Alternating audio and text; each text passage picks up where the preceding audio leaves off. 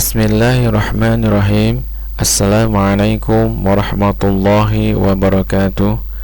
Alhamdulillahilladzi hadana li hadza wa ma kunna linahtadiya laula an hadanallah. Allahumma shalli ala sayyidina Muhammad wa ala ali sayyidina Muhammad. Jumpa kembali dengan channel Syiar Ilmu. Semoga sobat-sobat semua dalam keadaan sehat walafiat. Kali ini Syiar Ilmu akan mensyiarkan fadilah doa yang diajarkan oleh Rasulullah SAW, dan tentunya sangat bermanfaat khususnya bagi kita semua, terutama bagi sobat-sobat yang merasa gelisah dengan situasi ekonomi sekarang di musim pandemi seperti saat ini. Dan banyak orang yang kesulitan ekonomi, mulai kehilangan pekerjaan hingga menghutang kesana kemari, sehingga bingung untuk bisa melunasinya. Untuk itu Rasulullah SAW mengajarkan suatu doa mustajab dalam riwayat sahih dari Sayyidina Ali radhiyallahu an. Nabi Muhammad SAW pernah mengajarkan doa sebagai berikut: Allahumma kfini bihalalika an haramika wa aghnini bifadlika amman siwaka. Artinya, ya Allah, cukupilah aku dengan rezeki halalmu agar terhindar dari yang kau haramkan. Jadikanlah aku kaya karena karuniamu, bukan karena karunia selainmu. Hadis riwayat Al-Tirmidzi, nomor hadis 3563.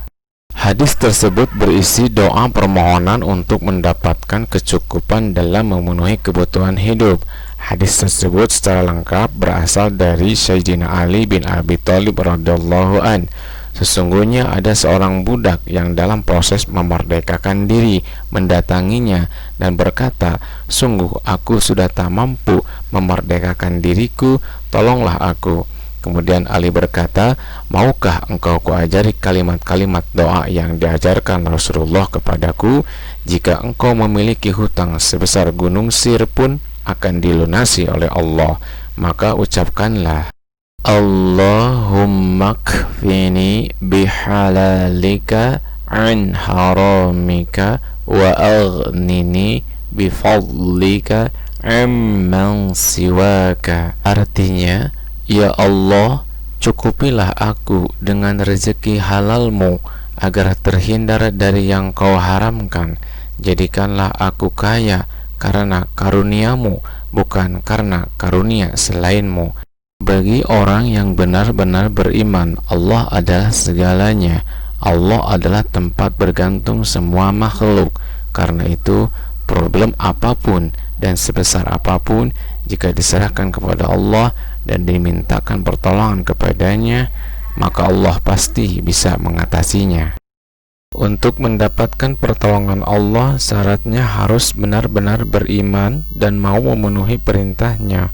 Allah Subhanahu wa ta'ala berfirman dalam surat Al-Baqarah ayat 186, yang artinya, "Dan apabila hamba-hambaku bertanya kepadamu tentang aku, maka jawablah, aku itu dekat. Aku mengabulkan permohonan orang yang berdoa. Apabila ia memohon kepadaku, maka hendaklah mereka memenuhi segala perintahku, dan hendaklah mereka beriman kepadaku agar mereka selalu berada dalam kebenaran."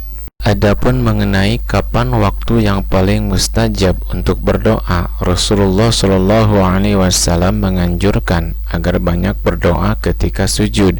Hal ini sesuai dengan sabda beliau dalam hadisnya sebagai berikut. Dari Ibnu Abbas radhiyallahu an bahwa Rasulullah SAW bersabda, "Adapun ketika ruku, maka agungkanlah Allah, sedangkan ketika sujud, maka bersungguh-sungguhlah dalam berdoa, maka doa tersebut pasti dikabulkan untuk kalian." Hadis riwayat Muslim, nomor hadis 479.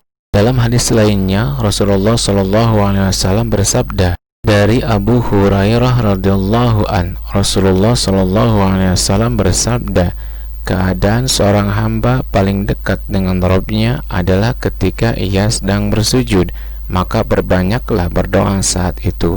Hadis riwayat Muslim, nomor hadis 482.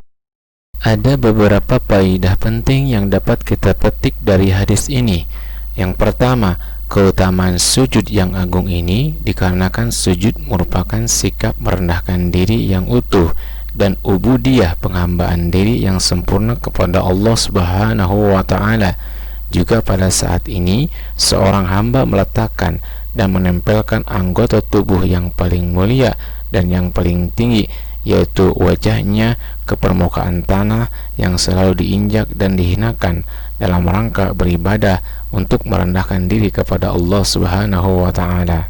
2. Karena besarnya keutamaan ini, maka Rasulullah SAW paling sering dan paling banyak berdoa pada waktu sujud dalam salatnya. 3. Memperbanyak doa dalam sujud dilakukan setelah membaca zikir yang khusus bagi sujud, karena ini merupakan kewajiban dalam salat. 4. Keutamaan yang disebutkan dalam hadis ini berlaku untuk semua sujud dalam salat dan tidak hanya untuk sujud terakhir saja, sebagaimana yang disangka dan dipraktikkan oleh sebagian dari kaum muslimin. 5. Imam An-Nawawi berkata, dalam hadis ini terdapat dalil yang mendukung pendapat yang mengatakan bahwa sujud lebih utama daripada berdiri ketika sholat dan rukun-rukun sholat lainnya. 6. Makna kedekatan Allah Subhanahu wa taala dengan hambanya yang disebutkan dalam hadis ini adalah sebagaimana yang dijelaskan oleh Syekh Abdurrahman Asy-Sya'di. Ketahuilah bahwa sifat kedekatan Allah Subhanahu wa taala ada dua macam, umum dan khusus. Kedekatan Allah Subhanahu wa taala bersifat umum, artinya kedekatannya dengan semua makhluknya, dengan ilmunya. Inilah yang dimaksud dengan firman Allah Subhanahu wa taala, "Wa nahnu aqrabu ilaihi min hablil warid." Artinya, dan kami lebih dekat kepadanya daripada urat lehernya. Quran surat Al-Kahf ayat 16. Dan kedekatan Allah Subhanahu wa taala yang bersifat khusus, yaitu kedekatannya dengan para hambanya yang beribadah kepadanya, dengan para hamba yang berdoa kepadanya, dengan mengabulkan permohonan mereka, dan dengan para hamba yang mencintainya, dengan memuliakan dan merahmati mereka. Inilah yang dimaksud dengan firman Allah Subhanahu wa taala, "Wa idza sa'alaka 'ibadi 'anni fa inni qarib ujibu da'watad da'i idza da'an." Artinya, dan apabila para hambaku bertanya kepadamu tentang aku, maka jawablah bahwasanya aku maha dekat. Aku akan mengabulkan permohonan orang yang berdoa apabila dia berdoa kepadaku. Surat Al-Baqarah ayat 186. Kedekatan Allah Subhanahu wa taala mengandung arti kelembutannya, limpahan kebaikan darinya, pengabulannya terhadap doa mereka, dan pemenuhannya terhadap segala keinginan mereka.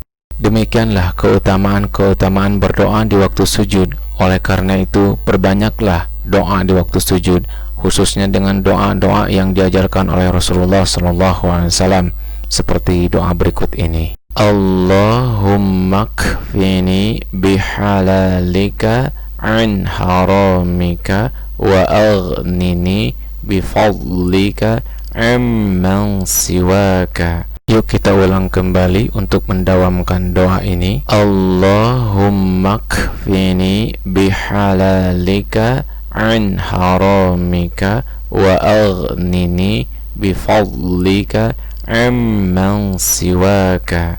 Allahumma kfini bihalalika an haramika wa aghnini bifadlika amman siwaka. Allahumma kfini bihalalika an haramika wa aghnini bifadlika amman siwaka. Allahumma kfini bihalalika an haramika wa aghnini bifadlika amman siwaka. Allahumma kfini bihalalika an haramika وأغنني بفضلك عمن سواك اللهم اكفني بحلالك عن حرامك